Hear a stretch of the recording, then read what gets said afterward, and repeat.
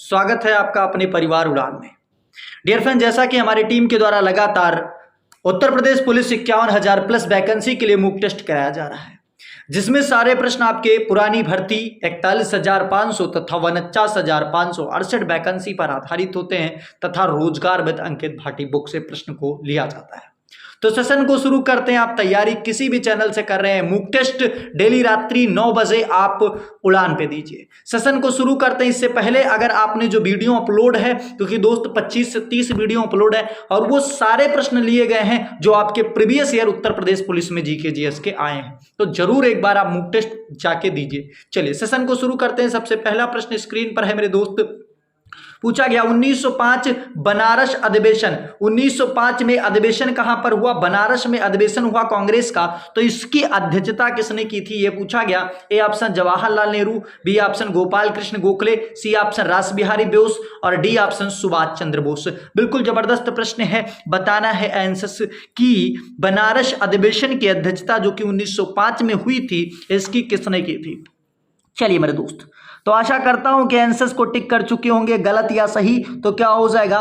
Gopal Krishna Gokhale is the correct answer. अगर गोपाल कृष्ण गोखले की बात करें तो ये गांधी जी के गुरु माने जाते हैं। क्या माने जाते हैं? गांधी जी के गुरु माने जाते हैं। देखिए, सबसे ज्यादा जरूरी जो आपके लिए होता है वो क्या होता है मेरे दोस्त, जो मैं ये एनालिसिस कराता हूं, गांधी जी के गुरु माने जाते हैं। अगर बात करें 1905 की घटना की, तो 1905 में आपको पता होगा बंगाल विभाजन होता है और बंगाल विभाजन के समय जो बनारस का गवर्नर होता है या वायसराय होता है वो लॉर्ड कर्जन होता है। कौन होता है मेरे दोस्त? लॉर्ड कर्जन होता है। कौन होता है? कर्जन होता है। ये भी आपके परीक्षा में प्रश्न बनते हैं। अगर बात किया जाए, इसी के समय आपका एक आंदोलन चलाया जाता है जिसको हम कहते हैं स्वदेशी आंदोलन। कौन सा आंदोलन? तो स्वदेशी आंदोलन भी आपका 1905 में ही चलाया जाता है। चलिए अगले प्रश्न की तरफ बढ़ते हैं। स्क्रीन पर आपके अगला प्रश्न है। अगला प्रश्न पूछा गया कि राष्ट्रीय ध्वज को कब अपनाया गया। बिल्कुल जबरदस्त प्रश्न है। ए ऑप्शन दिया गया 22 जुलाई 1947,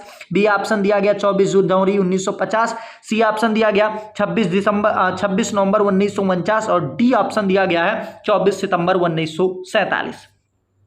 आंसर्स कीजिए। अगर आ रहा है, नहीं आ रहा है तो सुन लीजिए। आप ये समझ लीजिए कि हमने क्या किया है, टेक्स्ट बुक से मूक टेस्ट खरीदा है, बस यही समझ के, क्योंकि सारे प्रश्न दोस्तों इतने जबरदस्त तरीके से तैयार किए जाते हैं। बिल्कुल, तो क्या हो जाएगा? 22 जुलाई 1947 इज द करेक्ट आंसर। ठीक है। अगर राष्ट्रीय ध्वज की बात करें तो राष्ट्रीय ध्वज की लंबाई और चौड़ाई का अनुपात क्या होता है, ये आपको बताना है मेरे दोस्त। ठीक है, कितना होता है। इसके बाद इसका जो डिजाइन है वो किसने तैयार किया था, बिल्कुल कमेंट बॉक्स में बताइए। अगला प्रश्न स्क्रीन पर है मेरे दोस्त, पूछा गया कि इनमें से कौन सी जल संधि मालदीव और मिनीकॉय के बीच अवस्थित है। बिल्कुल आंसर्स करना बहुत ही फास्ट। मालदीव एवं मिनीकॉय के बीच में कौन सी जल संधि अवस्थित है।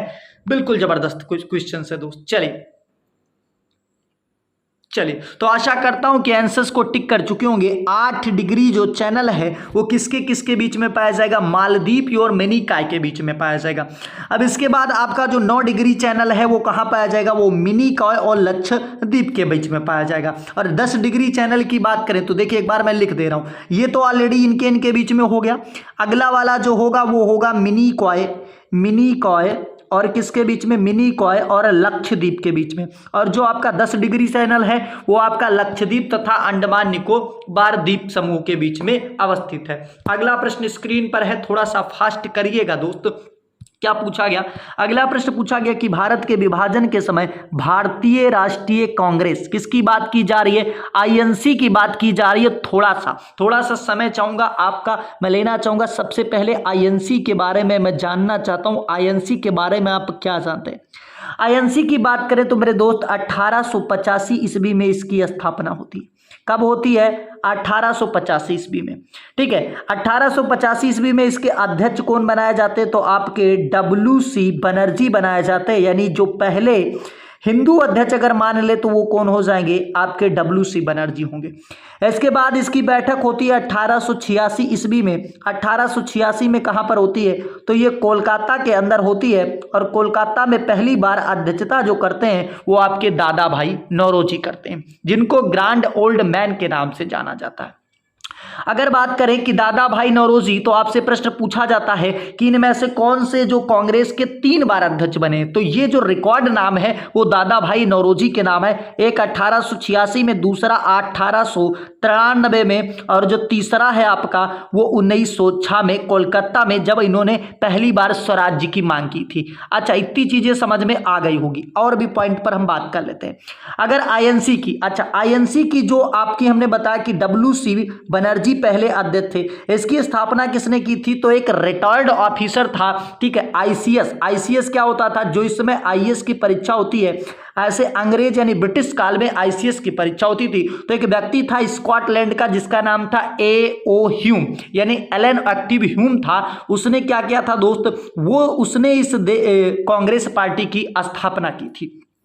अब बात करते हैं कि पहले मुस्लिम अध्यक्ष, तो 1887 ईस्वी में एक व्यक्ति पहला अध्यक्ष बना जो मुस्लिम था, जिसका नाम था बदरुद्दीन तैयब। इसके बाद एक यूरोपीय व्यक्ति बनता है 1888 ईस्वी में, कहां पर, इलाहाबाद में। तो आपसे पूछता है कि पहले यूरोपीय अध्यक्ष कौन बने थे, तो इलाहाबाद में बने थे आपके जॉर्ज यूलजी। कौन बन गए, जॉर्ज यूलजी बने थे। अगर पूछे कि पहले मुस्लिम अध्यक्ष, तो आप कहेंगे बदरुद्दीन तैयब। अगर बात करें कि सबसे पहली महिला अध्यक्ष, अगर महिला अध्यक्ष की बात करें तो 1917 ईस्वी में आपकी बनती हैं। कौन बनती हैं, तो ये आपकी एनी बेसेंट जी बनती है। अगर पूछे कि पहली महिला अध्यक्ष, अगर पूछे कि पहली भारतीय महिला अध्यक्ष, तो आपकी सरोजनी नायडू हो जाएंगी। अगर बात करें कि पहले युवा अध्यक्ष, तो आपके युवा अध्यक्ष की जब नाम आएगा तो आपका अबुल कलाम आजाद आएगा। देखिए प्रश्न बहुत हैं, अगर मैं एनालिसिस करने में लग जाऊंगा तो आपका बहुत ज्यादा समय हो जाएगा। तो इसका आंसर आशा करता हूं टिक कर चुके होंगे मेरे दोस्त। तो क्या हो जाएगा,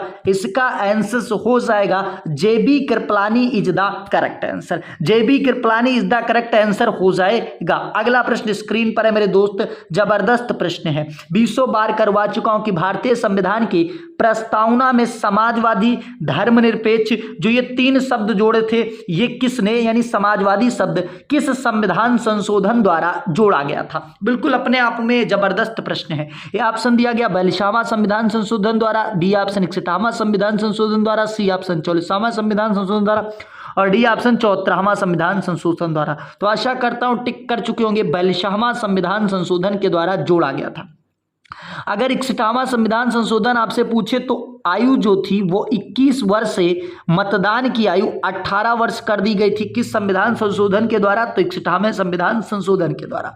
अगर 44वें संविधान संशोधन की बात करें माय डियर फ्रेंड्स, तो क्या हो जाएगा, इसके द्वारा क्या किया गया था, जो पहले आपके जो मौलिक अधिकार थे मेरे प्रिय दोस्त वो 7 थे, तो घटाकर कितने कर दिए गए, 6 कर दिए गए। यानी जो संपत्ति था इसको मौलिक अधिकार से हटाकर कानूनी अधिकार घोषित कर दिया गया। आशा करता हूं चीजें समझ में आ गई होंगी। अगला प्रश्न है बिल्कुल जबरदस्त कि भारत में वर्तमान समय में सर्वाधिक रामसर साइट किस राज्य में अवस्थित है। बिल्कुल जबरदस्त। तो आपको पता होगा जो ईरान में एक जगह पड़ती जिसको रामसर साइट कहा जाता, ठीक है, तो वहां ये आपका समझौता हुआ था जिसपे आर्द्रभूमि के क्षेत्रों को क्या किया जाता है, चिन्हित किया जाता है। तो सबसे ज्यादा कहां पर रामसर साइट है, ये आज का प्रश्न है आपका। बिल्कुल, तो क्या हो जाएगा दोस्त, ये हो जाएगा तमिलनाडु। इससे पहले उत्तर प्रदेश था फर्स्ट, तो ज्यादातर ये चांस बनता है क्योंकि जिसमें उत्तर प्रदेश रहता है फर्स्ट, और जब चेंजेस होते तो आ जाता है।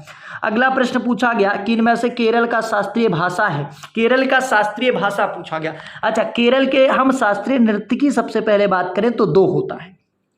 एक आपका होता है कथक कली, बोलो हाँ कि ना। एक होता है कथक कली, और एक होता है मोहिनी अट्टम, एक होता है मोहिनी अट्टम।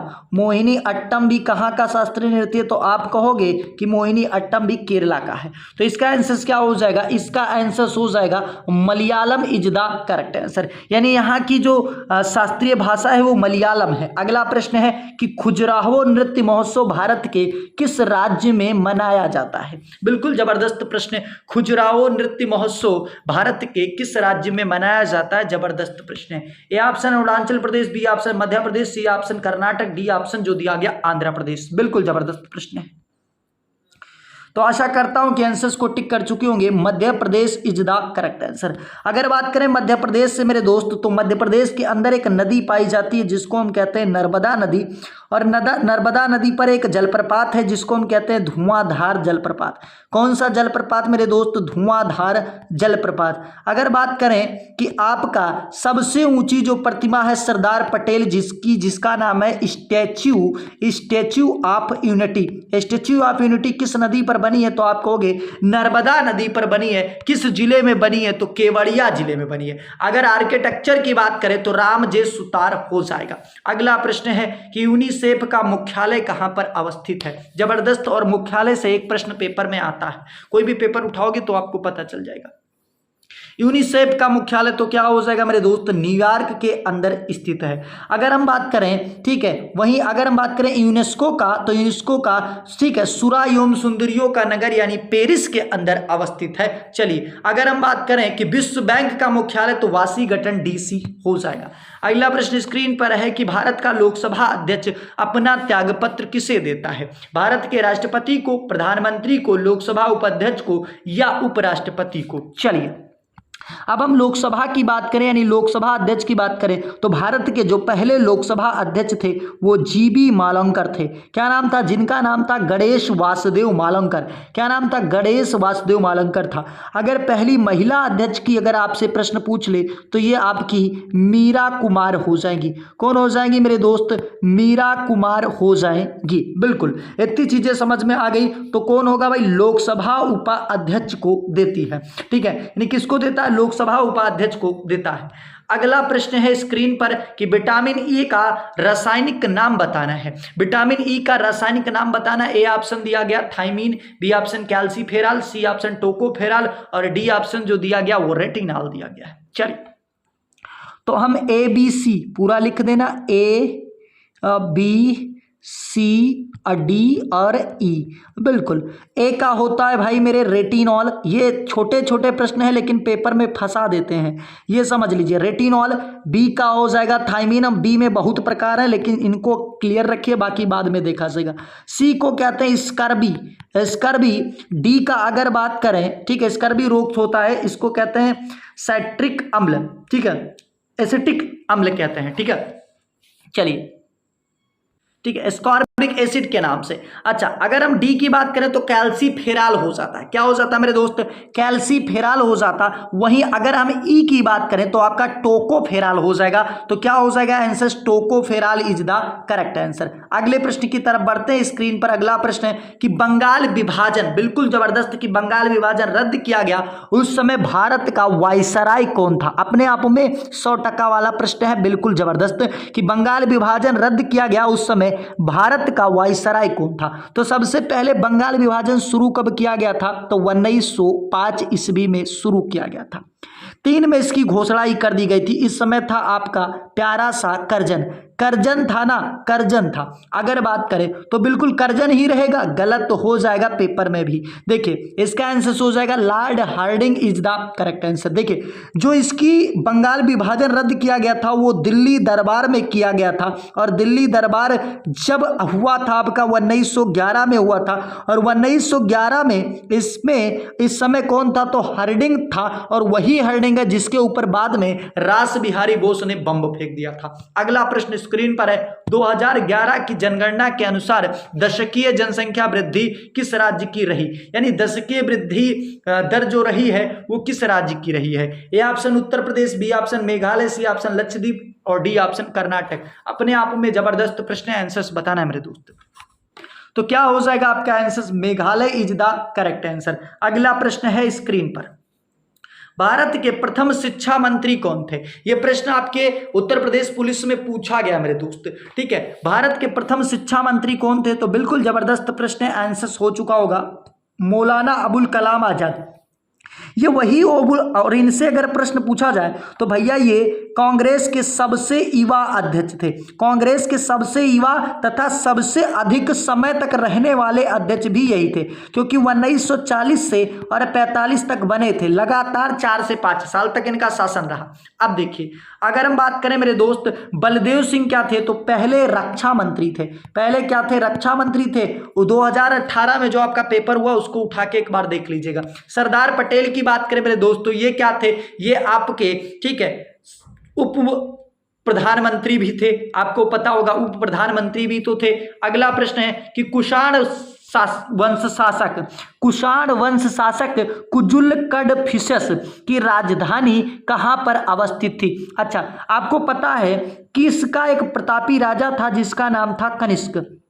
क्या नाम था? कनिष्क था। और कनिष्क के शासन काल में चौथी बौद्ध संगीत हुई थी कुंडल वन में। और कुंडल वन कहां पर स्थित है? तो कुंडल वन जम्मू कश्मीर के अंदर अवस्थित है। तो इसका आंसर बताना है आपको कि भैया जो कुषाण थे इनकी राजधानी कहां पर अवस्थित थी। A option Vaishali, B option Rajgriha, C option Pataliputra और डी ऑप्शन पुरुषपुर। बिल्कुल, तो क्या हो जाएगा? Purushpur is the correct answer. कितने लोगों का गलत गया ये कमेंट बॉक्स में छापिए। अगला प्रश्न है कि अंग्रेज ने नवाब सिराजुद्दौला को किस युद्ध में हराया था? अंग्रेजों ने, ठीक है, अंग्रेजों ने नवाब सिराजुद्दौला को किस युद्ध में हराया था? ए ऑप्शन पलासी के युद्ध में, बी ऑप्शन बक्सर के युद्ध में, सी ऑप्शन हल्दी घाटी के युद्ध में और डी ऑप्शन तराइन के युद्ध में। जबरदस्त प्रश्न है। चलिए मेरे दोस्त, तो क्या हो जाएगा भाई साहब? इसका आंसर प्यारा सा हो जाएगा प्लासी के युद्ध में, यानी 1757 में युद्ध हुआ था ना रॉबर्ट क्लाइव और सिराजुद्दौला के बीच में। अगर बक्सर के युद्ध की बात करें तो 1700, ठीक है, 64 ईस्वी में। अगला प्रश्न है कि इनमें से कौन अभिनव भारत संस्था के संस्थापक थे? यानी अभिनव भारत संस्था की जो संस्थापक माना जाता है वो किसको माना जाता है? ठीक है, तो किसको माना जाता है दोस्त?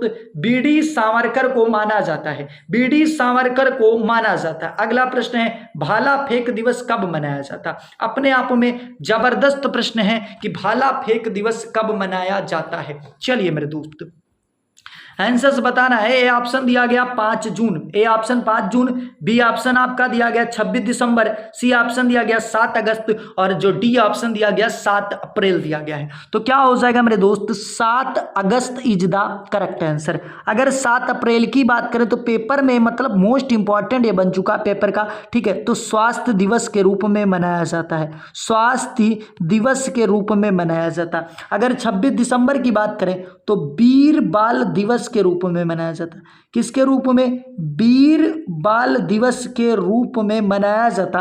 और 5 जून को अगर हम बात करें तो पर्यावरण दिवस के रूप में मनाया जाता है। अगला प्रश्न स्क्रीन पर मेरे दोस्त, भारत के वर्तमान महान्यायवादी कौन है? जबरदस्त प्रश्न है, आंसर्स बताना है कि भारत के वर्तमान महान्यायवादी कौन है। जबरदस्त प्रश्न है। ए ऑप्शन दिया गया Rajeev Maheshwari, B option R Venkataramani, C option Anantha Nageswaran और डी ऑप्शन इनमें से कोई नहीं। बिल्कुल जबरदस्त प्रश्न है, आंसर्स बताना है मेरे दोस्त। चलिए, और जिन लोगों का बिहार शिक्षक का वैकेंसी में मतलब आप अगर फॉर्म फिल किए हैं तो बिल्कुल तैयार रहिएगा। जबरदस्त तरीके से पूरे बिहार का मॉक टेस्ट आने वाला है जो कि मात्र 2 घंटे का वीडियो होगा और पूरे बिहार को उसमें कवर कराया जाएगा। ठीक है, तो क्या हो जाएगा? Are Venkat Ramani is the correct answer. अगला प्रश्न स्क्रीन पर है और ये आज का लास्ट प्रश्न है, आंसर्स बताना है मेरे दोस्त। इसका आंसर क्या हो जाएगा? चलिए, बहुत ही जबरदस्त प्रश्न है कि किस शहर को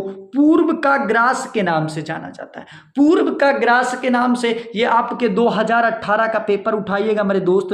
और 2018 में जो आपका उत्तर प्रदेश पुलिस की वैकेंसी आई उसमें ये आया कि पूर्व का ग्रास के नाम से, ठीक है, किसे जाना जाता है। एक और भी प्रश्न आया था कि पूर्व का थंडरबोल्ट के नाम से किसे जाना जाता है, तो वो आपका ड्रैगन के नाम से किसे जाना जाता है और थंडर के नाम से। तो थंडर के नाम से किसको जाना जाता? आपके पड़ोसी देश भूटान को। और भूटान की अगर बात करें तो न्यूट्रिग्लम होता है मुद्रा। म्यांमार की मुद्रा भी पूछी गई थी पेपर में तो ख्यात होती है। तो क्या हो जाएगा? आशा करता हूं कि टिक कर चुके होंगे आंसर्स को। कन्नौज हो जाएगा। अच्छा, कन्नौज शहर की स्थापना किसने की थी? जौनपुर शहर की स्थापना किसने की मेरे दोस्त? जौनपुर शहर की स्थापना तो ये फिरोज शाह तुगलक ने किया था अपने भाई जौना खां के याद में। अपने भाई जौना खां के याद में जौनपुर शहर की स्थापना की थी। अच्छा, अगर हम उत्तर प्रदेश की बात करें तो मोटे तौर पर उत्तर प्रदेश का सबसे उत्तरी जिला कौन सा है? तो आप कहोगे सहारनपुर है। कौन सा है मेरे दोस्त? सहारनपुर है। अगर बात करें सबसे दक्षिणी जिला तो ये सोनभद्र हो जाएगा। क्या हो जाएगा? सोनभद्र हो जाएगा। अगर बात करें पूर्वी जिला तो बलिया हो जाएगा। वहीं अगर बात करें करें पश्चिमी जिला तो शामली हो जाएगा। कौन सा हो जाएगा मेरे दोस्त? शामली। अगर वर्तमान हम बात करें इसकी तो 240,928 240,928 याद करना है। इसका क्षेत्रफल है 2,40,000, ठीक है, 2,40,928 वर्ग किलोमीटर इसकी क्या है भैया? क्षेत्रफल है। तो आज के लिए इतना ही। अगर चैनल पर नए हैं तो एक बार चैनल को सब्सक्राइब कर लीजिए प्रतिदिन मुक टेस्ट देने के लिए। और हाँ मेरे दोस्त निवेदन है, अगर इससे पहले जो वीडियो अपलोड है उसको नहीं देखा तो एक बार जरूर देख लीजिए, क्योंकि सारे प्रश्न को इंक्लूड कर लिया गया है। ठीक है, जितने भी उत्तर प्रदेश पुलिस यानी यूपी पुलिस तथा यूपीएसआई के पेपर में आए हुए हैं। ठीक है, चलिए तो आज के लिए इतना ही। जय हिंद।